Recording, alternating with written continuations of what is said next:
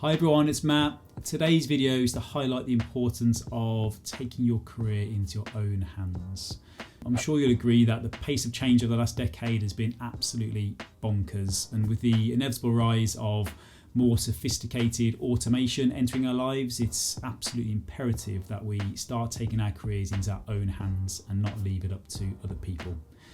You may have heard the old adage that people leave bad managers, not bad companies, and that certainly seems to be the case, especially from my experience. But it's not necessarily that your manager is a bad person, but maybe it's more of a case that they haven't met your expectations in that particular job role or delivered on your growth plans or ambitions in that company or team setup. Now, there's an endless list of reasons as to why that may be the case, but fundamentally it doesn't matter for this video. What matters is that we begin to take ownership of our own path and start to design and create a career that we want, not what our manager wants, not what our parents want or our teachers wanted, but a career that we want. It may feel too risky to start chopping and changing careers and job roles, especially with financial obligations to meet. I totally get it. But I believe it's more risky to put your career into the hands of somebody else and hope that they meet their end of the bargain.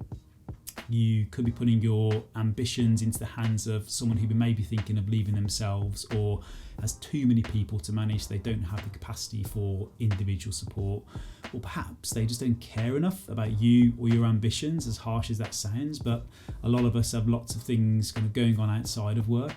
So there's a couple of things that I suggest you can do immediately. Firstly, get to know you. Spend some time to look at your strengths, your values, and your personal ambitions.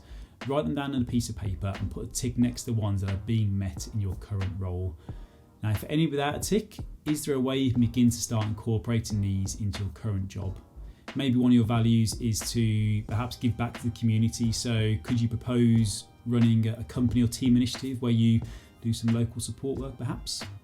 This process is called job crafting and is a really powerful way of optimizing your current work situation to bring more of you out. Secondly, reverse engineer your future vision. Explore what you hope to achieve and what your career will look like in the next 3 to 5 years, and identify 3 skills you will need to develop to get there. It may be a technical skill, a leadership skill, or perhaps something else.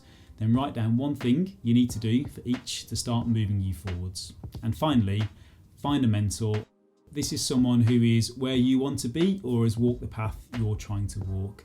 They may be in the same organisation or perhaps someone in your wider network. It's human nature that we want to help others, so begin growing your network and start asking people for support and advice. You may be really surprised with what you get back. Fundamentally, no one will ever care as much about your career as you. So start designing a career that you can get excited about. I hope that helps. Take care. Thanks.